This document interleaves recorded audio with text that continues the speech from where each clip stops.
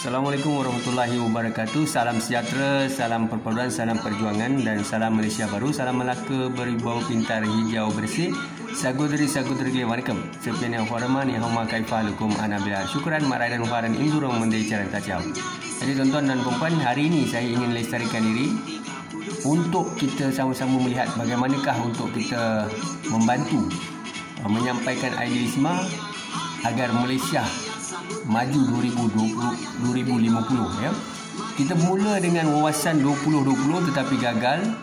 Wawasan kemakmuran 2030 juga gagal kerana kestabilan politik, ekonomi dan sosial. Dan kita harapkan ya, target ini my personal view, personal opinion, pandangan peribadi tuan-tuan ya, dalam amalan demokrasi berparlimen. My personal view, saya melihat Malaysia ni betul-betul boleh maju sekiranya kestabilan politik, ekonomi, sosial diambil kira secara serius, maka 2050 Malaysia insya-Allah akan mencapai kemajuan. Maka kita akan lihat seterusnya ya. Saya anak Malaysia, saya anak Malaysia, saya anak Malaysia.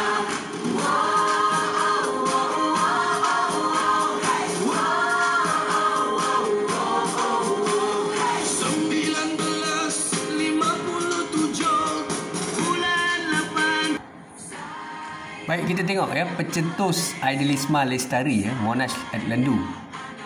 Saya menzahirkan ya idea ini secara peribadi pada 10 Mei 2020 jam 8 pagi. Jadi sumbangan saya kepada pemimpin dan rakyat Malaysia di bawah kepimpinan kerajaan yang sedia ada, Kerajaan Perikatan Nasional dan juga pembangkang dan seluruh rakyat Malaysia, Melayu, India, Cina, Sabah, Sarawak, Kadazan, Melanau asli. Saya harapkan pihak stakeholders kita, khususnya rakyat Malaysia, dapat mengikuti saya dan memahami apakah cuba saya sampaikan untuk kebaikan Malaysia dan keseluruhan pemimpin di negara ini. Baik saudara, bagaimana caranya untuk kita pastikan Malaysia maju 2050? So, what is the blueprint, strategies, idealisme this and that. So kita akan bertanya kepada diri kita ya, apakah peranan kita sebagai rakyat Malaysia untuk memajukan Malaysia ini? Adakah kita peduli ataupun kita tidak peduli? Ya. Kalau kita peduli, maka kita kata ini negara aku, tanggungjawab aku. Kita tidak mempertikai dari segi demografi, usia, keturunan, bangsa, ras dan sebagainya. Kerana kita hidup di Malaysia sebagai sebuah negara bangsa, kita mahu pastikan tanah air kita bukan saja tanggungjawab pemimpin, malahan tanggungjawab kita untuk pastikan negara ini maju. Kerana pemimpin tidak semestinya mampu berfikir maupun mengemudi kepimpinan negara dengan baik sekiranya mereka tidak mendapat sokongan ataupun idealisme, suntikan semangat dan seterusnya mereka mendapat segala pandangan daripada akar umbi. Baik, apa akan berlaku apabila rakyat tidak fokus maupun tidak ambil kisah adolescents, teenagers, belia, golongan dewasa, masyarakat yang lebih berusia dan sebagainya? Kesannya besar kepada masa hadapan negara. Maka negara kita, tanggungjawab kita. Baik saudara, saya antara rakyat Malaysia yang sentiasa bangkit, menyuntik semangat, memberikan idea, memberikan pandangan, komen, membina pemikiran masyarakat, pemikiran minda kelas pertama, critical thinking, menyumbang kepada idealisme, menyumbang kepada pandangan, cadangan, proposal kepada kerajaan Malaysia dari masa ke semasa, mulai tahun 1994 sehingga hari ini. Baik, kita lihat. Inilah dia antara pemimpin. The list of Malaysian Prime Minister since 1957 to 2020. We realize that this is the first Prime Minister of Malaysia, which is Allahyarham Tunku Abdul Rahman, followed by Tun Abdul Razak, the third Prime Minister of Malaysia, Tun Usinon, the 4th Prime Minister of Malaysia, Mahathir Mohamad, the 5th Prime Minister of Malaysia, Tun Abdullah Ahmad Badawi, 6th Prime Minister of Malaysia, Najib Razak, 7th Prime Minister of Malaysia, Tun Mahathir again, and the current Prime Minister of Malaysia, Tan Sri Muhyiddin Yassin. So, the question now is, who are going to be the 9th Prime Minister of Malaysia? Siapakah dia akan menjadi Perdana Menteri ke-9 Malaysia? Adakah orang muda, orang tua, mereka yang punya integriti maupun korup? Saudara dan saudari, apabila kita mahu majukan Malaysia, maka kita mesti memiliki pemimpin yang berkarisma, berkarismatik, transformational, critical thinking. Beliau seorang yang tidak korup, tidak mengamalkan rasuah, berintegriti tinggi, berjiwa besar, mendengar, menjadi pendengar yang baik, menyantuni perasaan rakyat, bekerjasama dengan semua kaum, bangsa dan agama, mengangkat dan memperjuangkan Raja-Raja Melayu, Majlis Raja-Raja, Yang Bertuan Agong, Perlembagaan Persekutuan, dan menghormati sistem separation of power, pengasingan kuasa di antara eksekutif, judiciary, legislatif. Dan Perdana Menteri yang kita harapkan selepas Tan Sri Muhyiddin Yassin adalah Perdana Menteri yang akan menggalas kepimpinan Malaysia maju, tidak kiralah 2020, 2030, wawasan kemakmuran maupun cadangan saya 2050. Baik, kita tengok metod Malaysia maju 2050 atau pulang saudara. Wawasan 2020 kita tidak boleh balik, gagal. Wawasan kemakmuran kita ada kepincangan, Pakatan Harapan berpecah, dan sekarang Tan Sri Muhyiddin, Perikatan Nasional. Dan kita harapkan daripada zaman Tan Sri Muhyiddin sehinggalah Perdana Menteri yang ke-9, beliau akan menggalas kepimpinan negara untuk mencapai metod Malaysia Maju 2050. Baik, kita lihat di sini. Yang pertama, kita mesti junjung tinggi Yang di-Pertuan Agong dan Raja-Raja Melayu. Sebab kita perlu faham, di Malaysia kita dinaungi, dipayungi oleh Raja-Raja Melayu atau Yang di-Pertuan Agong. Kita mesti menghormati, kita mesti menyantuni, kita mesti mendengar pandangan. Sebab sekarang ini Yang Bertuan Agong dan Majlis Raja-Raja sentiasa sensitif mengikuti perkembangan negara dari segi ekonomi, politik, sosial dan perpaduan kaum. Maka kita mesti memahami, kalau Raja dan Yang Bertuan Agong tidak dihormati, siapa jadi Perdana Menteri sekalipun, kita tidak akan dapat restu maupun perkenan Raja-Raja Melayu. Dan seterusnya, pemimpin yang kita mahukan untuk pastikan negara ini maju tidak korup, tidak rasuah, dan pemimpin mestilah berintegriti tinggi. Namun kita tidak mahu melihat, tuan-tuan dan puan, kebanyakan negara musnah kerana pemimpinnya korup, mementingkan legasi keturunan, kroni, kekayaan demi kekayaan, berbilion-bilion harta rakyat dirampas, dijajah dengan legasi kepimpinan atau ideologi politik, dan mereka pemimpin ini adalah sebenarnya pengkhianat bangsa dan negara.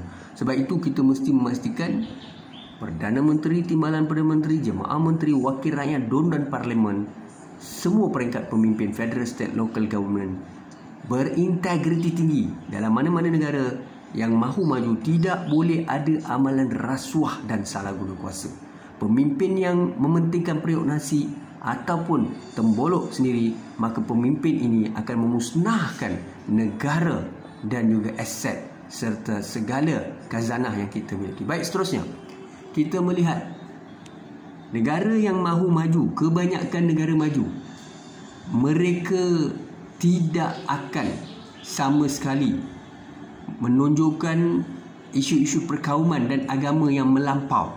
Negara maju seperti Amerika, Australia, India, mungkin Jepun, Rusia, Germany, negara-negara ini tidak mengutamakan atau menonjolkan iaitu sikap ekstrim dalam kebencian agama dan kaum, mengasut dan seterusnya rakyat berpecah kerana berebut-rebut maupun saling salah faham antara satu kaum dengan kaum yang lain atas isu agama dan bangsa, seterusnya kebencian agama ini. Maka apabila mana-mana negara sibuk memberikan fokus utama kepada isu pergolakan ini, maka negara ini akan tersekat, terbantut dan seterusnya terikat dengan isu-isu sensitif, konflik berpanjangan. Maka ketelusan itu tidak akan berlaku.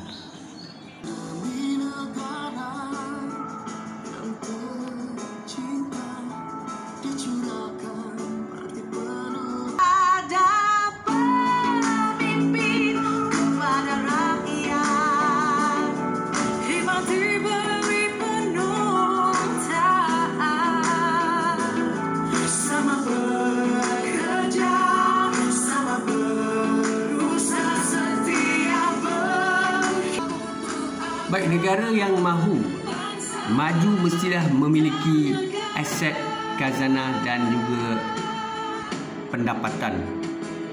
Kita mesti melaksanakan cukai, tetapi cukai itu tidaklah perlu banyak. Terlalu banyak cukai akan membebankan rakyat. Namun cukai mesti diwujudkan.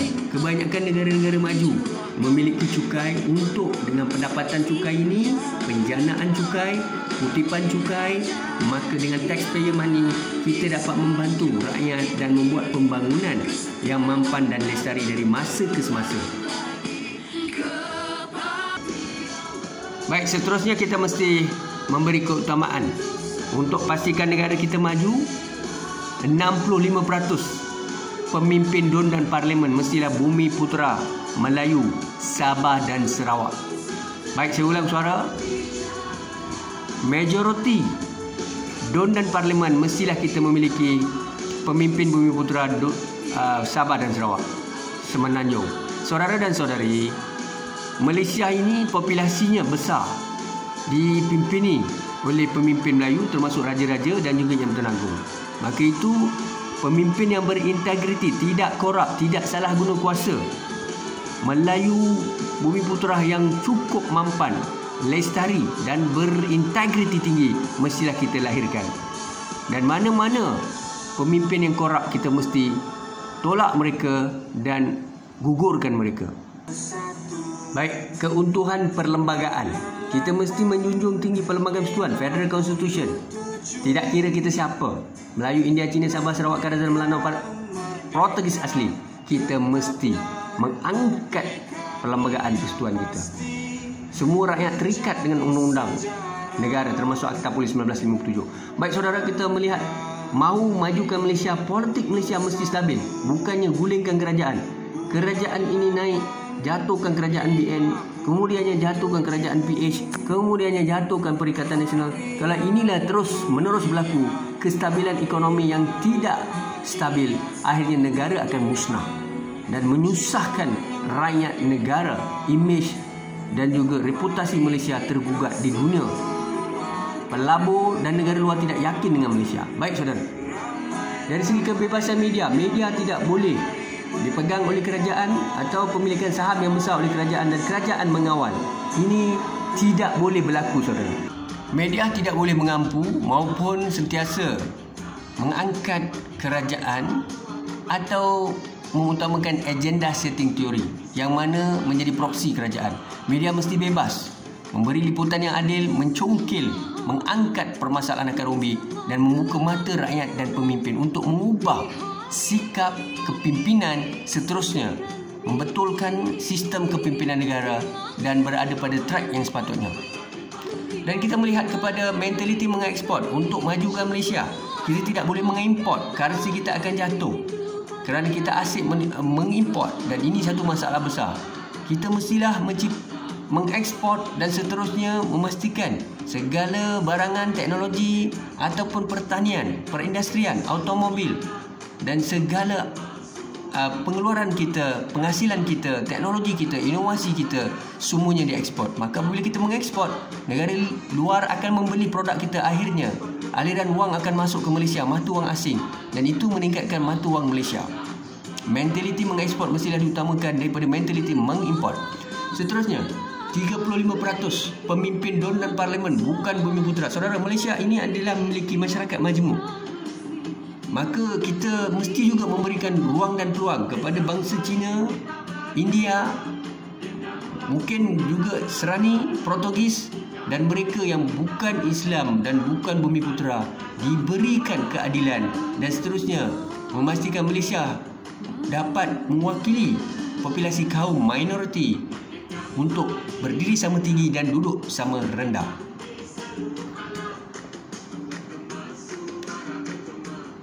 Kita juga perlu pastikan guna tenaga kemahiran tinggi. Malaysia perlu menghasilkan rakyat Malaysia graduan, mahasiswa-mahasiswi bukan saja mengambil subjek-subjek social science, mereka mestilah mengambil subjek yang mempunyai TVET, kemahiran dan subjek-subjek yang berlipat kali ganda value-nya, seperti mana industri 4.0, teknologi, reformasi dari sudut transformasi dari sudut kemahiran.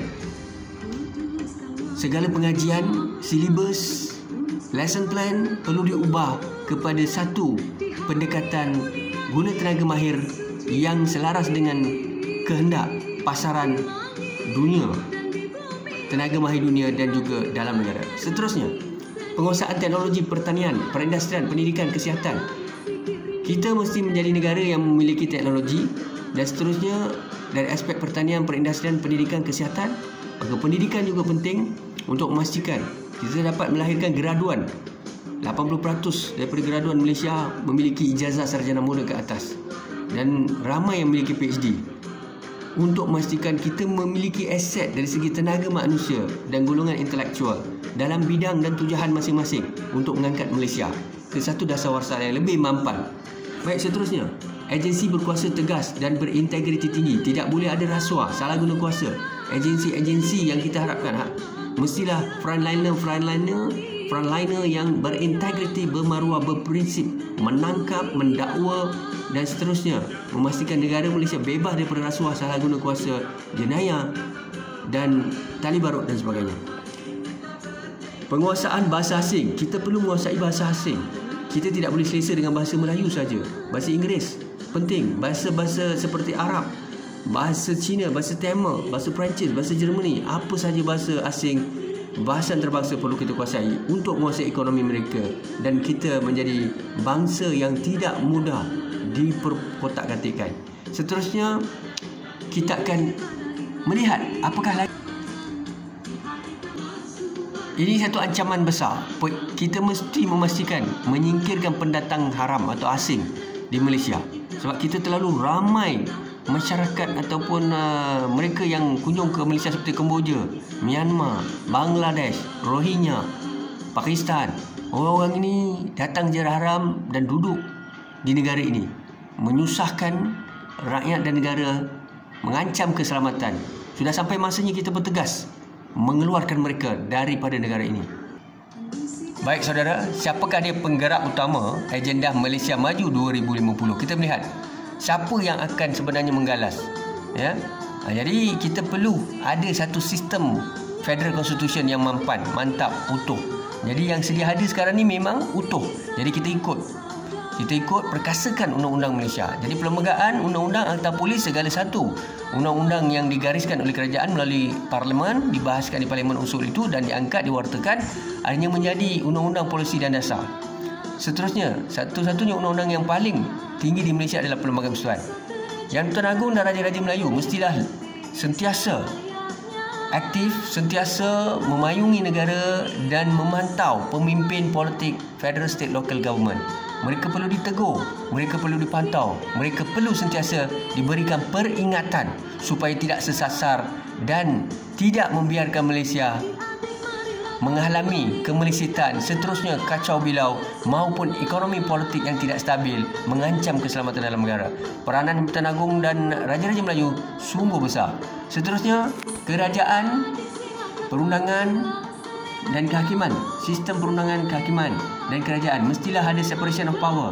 Kerajaan Perdana Menteri tidak boleh menguasai perundangan dan kehakiman maupun Perdana Menteri mempunyai kuasa untuk mencaturkan atau menggugat, mengancam, mengugut dan sebagainya. Kebebasan ini mestilah wujud.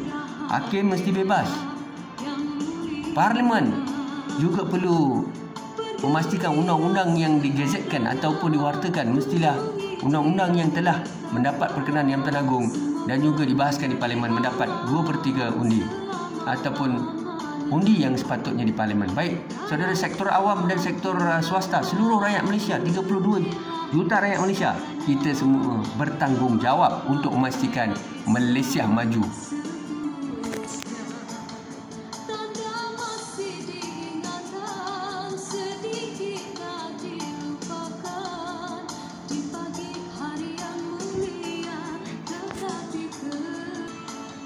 Jadi tuan-tuan dan puan, kita harapkan supaya rakyat Malaysia peka dan sentiasa bersama saya memastikan dasawarsa blueprint Aidilistma ini dapat dipanjang-panjangkan kepada pemimpin federal, state, local government, pemimpin masyarakat dan siapa saja, anak muda, belia, usahawan, Profesor Pencen dan siapa saja yang mahu menjadi pemimpin pada masa akan datang.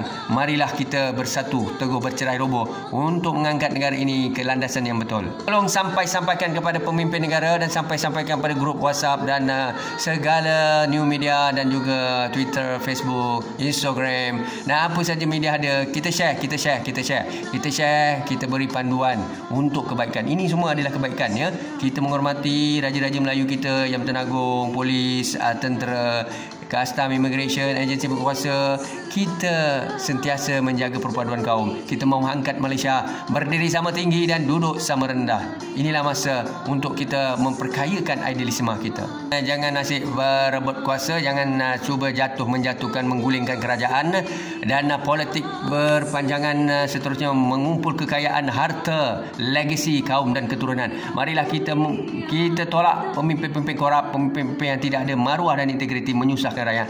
Kita mesti mencari pemimpin yang berkualiti, beridealisme tinggi dan akan mengangkat negara ini ke satu landasan yang cukup mampan, lestari dan maju, insya-Allah. Baik, ini negara kita, maruah kita dan masa depan kita. Marilah kita bersatu. Melayu, India, Cina, Sabah, Sarawak, Kadazan, Melano, Portugis asli. Kita satu bangsa, satu negara, satu tamadun bangsa, saudara. Baik, suasana Ramadan, suasana untuk kita mengunjung tiba Syawal. Jadi suasana ini kita raikan dalam masa kita mahu mengangkat dan memastikan Malaysia maju pada 2050. Baik saudara, sampaikan bidat syukran dan terima kasih. Assalamualaikum warahmatullahi wabarakatuh.